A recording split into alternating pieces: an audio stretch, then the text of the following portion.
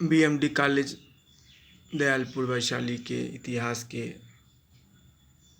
विद्यार्थियों, आज इतिहास के बीए पार्ट 3 ऑनर्स के छात्र छात्राओं के लिए प्रथम विश्व युद्ध के सामाजिक और आर्थिक परिणामों पर चर्चा की जाएंगी।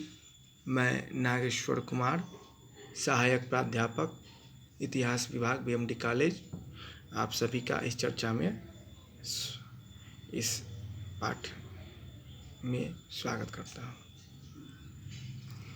प्रथम विश्व युद्ध का सबसे महत्वपूर्ण सामाजिक आर्थिक परिणाम था पूंजीवाद के स्वरूप में मौलिक परिवर्तन। पुरान या शास्त्रीय पूंजीवाद उन्मुक्त व्यापार के सिद्धांत पर आधारित था, यानी क्लासिकल कैपिटलिज्म जो था वह लेसेस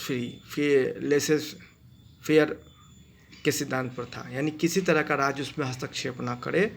राज्य का काम सिर्फ कानून व्यवस्था देखना है, बाकी व्यापार वाणिज्य का काम देखना नहीं है, यह सिद्धांत था। प्रथम विश्व युद्ध के आरंभ होने के पहले ही सरकारों ने सीमा शुल्क लगाना, राष्ट्रीय उद्योगों का संरक्षण देना, साम्राज्यवादी विस्तार द्वारा बाजार और कच्चे माल की तलाश करना, श्रमजीवी हित के हित में सुरक्षात्मक सामाजिक कानून बनाना शुरू कर दिया था।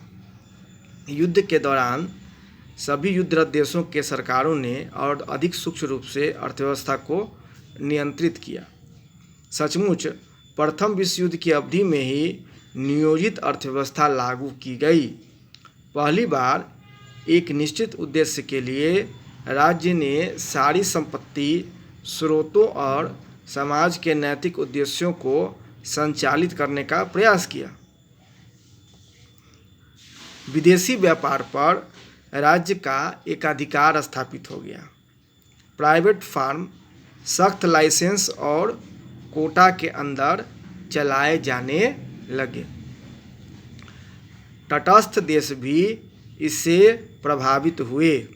उदाहरण के लिए नीदरलैंड की सरकार ने आयात निर्यात को नियंत्रित करने के लिए नीदरलैंड ओवरसीज ट्रस्ट की स्थापना की।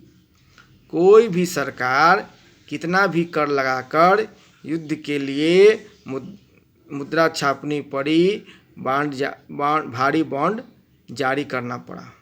वस्तुओं की कमी और मुद्रा के अधिक प्रचलन के कारण मुद्रास्फीति पैदा हो गई। अर्थशास्त्र का नियम है कि अगर मांग ज़्यादा हो, आपूर्ति कम हो तो महंगाई बढ़ती है, वस्तु की कीमतें बढ़ती है, मुद्रास्फीति बढ़ती है। और सरकारों ने नोट छापना शुरू कर दिया। उससे क्या हुआ, बाज़ार में पैसा अधिक आ गया, खरीदार अधिक आ गए और सामान कम थे। इसके कारण क्या हुई, महंगाई बढ़ी। सभी युद्धरत सरकारों ने आर्थिक उत्पादन की तरह विचारों पर भी नियंत्रण स्थापित करने का प्रयास किया, यानी लोगों के सूचनाएं जो दी जाएं उस पर नियंत्रण। विचारों की यह स्वतंत्रता जो लगभग 50 वर्ष से यूरोप में प्रतिष्ठित थी, अब एक तरह से फेंक दी गई। प्रचार और सेंसरशिप अधिक कारगर बनाए गए। सरकारी नियंत्रण को चुनौती देने की आदत को नापसंद किया जाने लगा। सामान्य भोजन करते हुए और विजय का कोई लक्षण नहीं देखने वाले लोगों के हौसले को भावोत्तेजक रूप से बनाए रखना था, यानी कि जो लोग आम जनता थी उसमें कोई विजय का लक्षण दिखाई नहीं पड़ा था कि हम जीतेंगे, लेकिन लोगों में यह उत्साह बनाए रखना यह कि हमारा देश ही जीतेगा। प्रथम विश्व युद्ध में जन धन का अपार विनाश हुआ। 40 से कम उम्र के लगभग 1 करोड़ लोग मारे गए और लगभग 2 करोड़ लोग घायल हो गए इस प्रथम विश्व युद्ध में। सोचिए, 1 करोड़ लोग मरे। 1790 ईस्वी तक संसार के विभिन्न भागों में होने वाले सभी प्रमुख युद्धों में जितने सैनिक मारे गए, उससे दुगने से भी अधिक संख्या में लोग प्रथम विश्व युद्ध में मारे गए। जनसंख्या की इस भारी क्षति का असर लिंग और उम्र पर भी हुआ। युद्ध में मरने वाले मर्द की संख्या अधिक थी, जिसका लिंगानुपात में भारी अंतर आया। उदाहरणार्थ 1911 ईस्वी में प्रत्येक 1000 पुरुष पर 1067 महिलाएं थी, जबकि युद्ध के बाद 1921 में वहाँ 1000 पुरुषों पर 1903 महिलाएं थी। सोचिए, महिला दुगनी। यूरोप की जन्म दर जो 1914 ईस्वी के पहले पतनोन्मुखी थी, युद्ध की दौरान तेजी से जन्म दर यूरोप का गिर गया।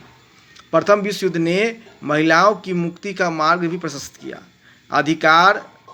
अधिकांश स्वस्थ लोग जो थे, वह पुरुष वो तो सेना में भर्ती हो गए थे। उनमें दुकानों में, अस्पतालों में और स्कूलों में तथा कारखानों में महिलाओं को काम मिलने लगा। महिलाओं की बाढ़ आ गई। यह घटनाक्रम स्थायी साबित हुआ। महिलाओं ने अब वह काम करना शुरू किया जो पहले केवल पुरुष करते थे। अतः समाज में महिलाओं की स्थिति में क्रांतिकारी परिवर्तन आया। पति और पत्नी के संबंध और विवाह के स्वरूप में भी परिवर्तन आया। लाखों महिलाओं की विचारधारा बहिर्मुखी हो गई। महिलाओं ने अब पुरुषों के बराबर अधिकारों का दावा किया। प्रथम विश्व युद्ध के बाद ही यूरोपीय देशों में महिलाओं को मताधिकार मिला। इस प्रकार से प्रथम विश्व युद्ध के दौरान या उसके बाद अनेक सामाजिक आर्थिक परिवर्तन हुए। राजनैतिक दृष्टि से इसने विश्व के नक्शे पर यूरोपीय प्रभुत्व को समाप्त होने के युग को भी आरंभ किया। इसके साथ ही यह पाठ को आज यहाँ विराम देता हूँ। आप सभी लोगों ने इस बात को समझा होगा कि युद्ध के जो परिणाम हुए, वो राजनीतिक परिणाम वो तो आपने जाने ही, लेकिन समाज में और अर्थव्यवस्था में क्या परिवर्तन आए, यह भी महत्वपूर्ण है। इसकी चर्चा की गई। धन्यवाद।